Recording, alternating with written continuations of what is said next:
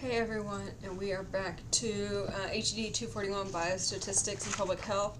We are on Part A, Section 3, Introduction to Sampling.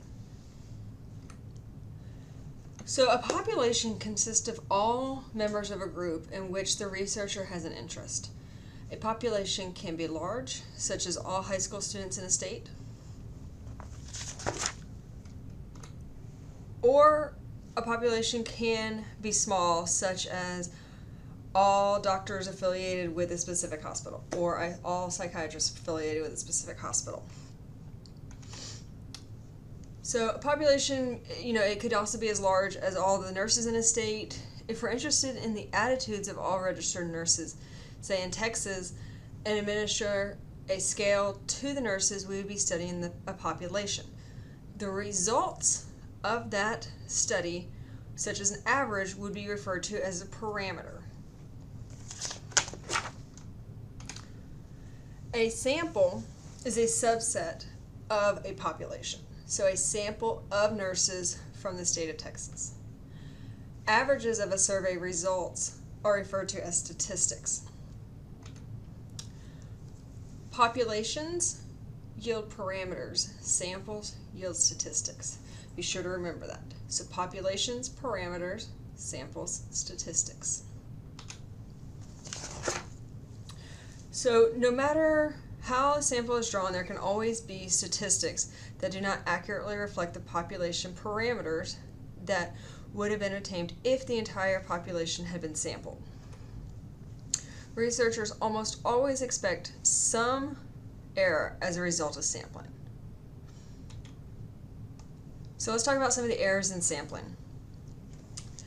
So sampling creates errors. So why do researchers sample if there's errors? You sample for economic and physical reasons. It is not always possible to study an entire population. Think about what might some of these reasons be.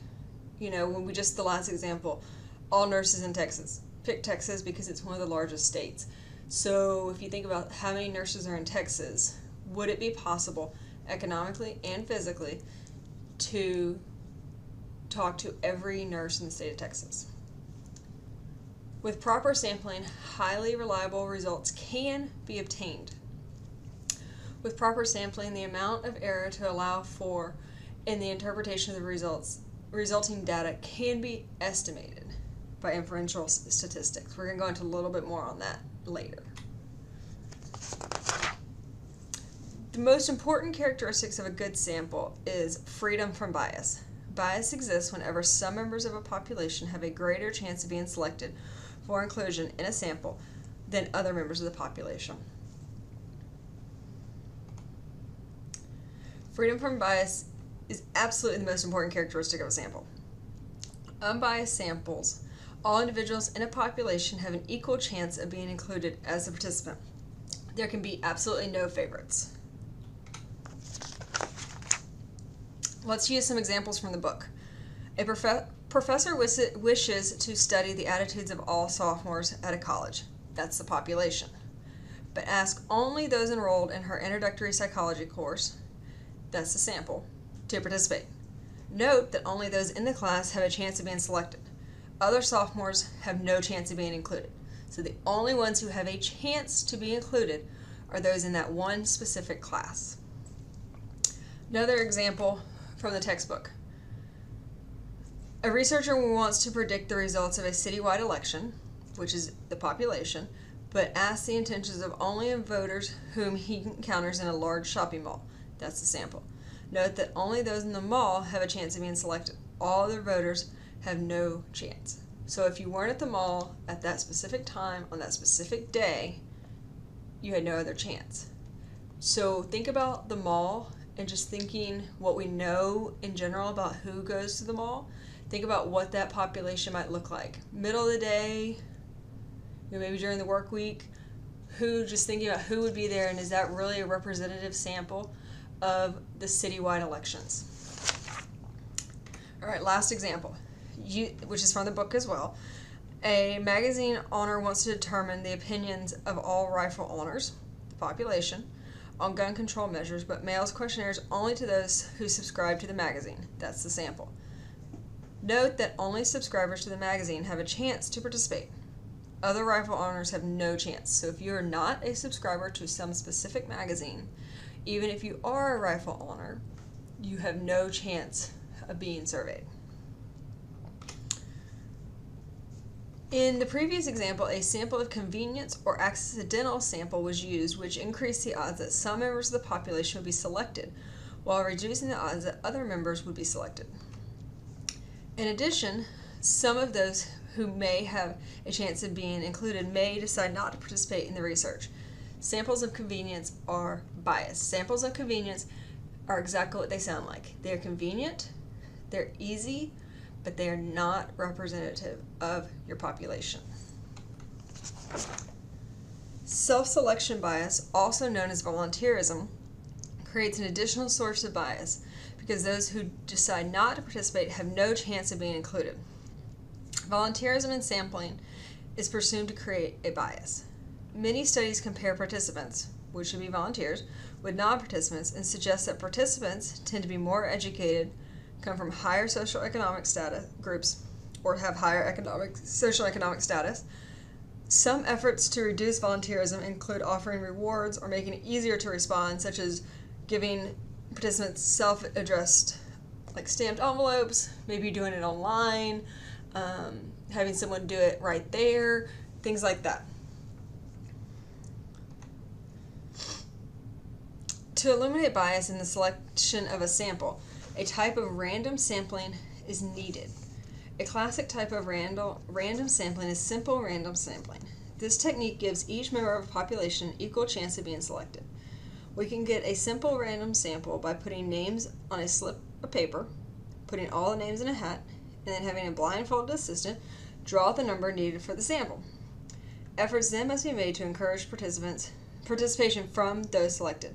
If some refuse, which often occurs, then a biased sample is obtained, even though all the members of the population had an equal chance to have their names selected. So if you put all the MUW students' names in a hat and said we need 25 people, then you drew them out, you would maybe have a chance, right? That would be random. I'd be randomly selecting 25 MUW students. If we are selecting a simple random sample from this population, we could end up not having a representative sample. The researcher could encounter a sampling error. One of the errors is that you could end up with a large number of one part of the population, making the sample unrepresentative and possible the results incorrect.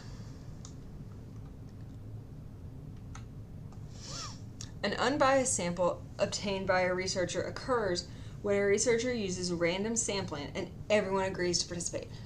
So the 25 MUW students that I randomly selected, all 25 agreed to participate in my study. That's an unbiased random sample. Can researchers be certain that the results obtained from the sample accurately reflect those results that would have been obtained by studying the entire population? Is that actually possible? Certainly not. Not going to happen completely. Unless you sample the entire and study the entire population, it's not possible to completely eliminate bias. Random errors occur by random selection are called sampling errors by statisticians. This is still a possibility. There's still a possibility sampling errors will exist. But how can errors still exist? How is it possible? The researcher may have selected a disproportionately large number of Democrats, males, dropouts, college students, or elderly people. A sampling error could then make the sample unrepresentative and therefore may lead to incorrect results. So, when you try to select them, it still may just be disproportionate. You may not get an accurate representation of your population. Can we correct for errors? Sort of, to a certain point. We can estimate the amount of error in unbiased samples via inferential statistics. We can use larger samples so that the amount of sampling error is smaller.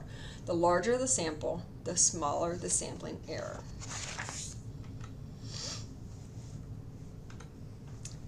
While using large samples help to eliminate the amount of random error, it is important to note that selecting a large sample does not correct for errors due to bias. For instance, if you are trying to predict the results of a citywide election and an individual is very persistent, spending weeks at a mall asking shoppers how they plan to vote, the researcher will get a very large sample of people who may differ from the population of voters.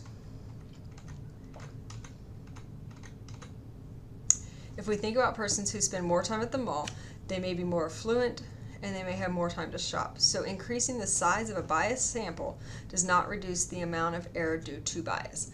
So just because you have 1,000 people from the mall that you sampled versus 100, that does not actually mean you're reducing the bias. You're simply more than likely getting the same responses just from more people who fall under the same bias. Biased samples are not worthless. Sometimes researchers have no choice but to use biased samples. For example, due to ethical and legal reasons in medical research. Much medical research is conducted using volunteers who are willing to risk taking a new medication or undergoing a new surgical procedure. If promising results are obtained in initial studies, larger studies with better, but usually still biased, samples are completed. At some point, despite the possible role of bias, decisions such as the approval of a new drug by the Food and Drug Administration need to be made on the basis of data obtained with biased samples. Very little progress will be made in most fields if the results of all studies with biased samples were dismissed. While you can't get rid of all the bias, you can still use them. You just have to make note of it. Statistical results based on observations of biased samples should be reviewed with great caution. It is important to note that the statistical remedies for errors due to biased samples are limited because researchers usually do not know the extent to which a particular bias has affected the results. It is generally not possible to adjust statistically for errors created by bias. Thus, when biased samples are used, the results of statistical analysis of the data should be viewed with great caution. We will later discuss various methods of random sampling and consideration in determining sample size.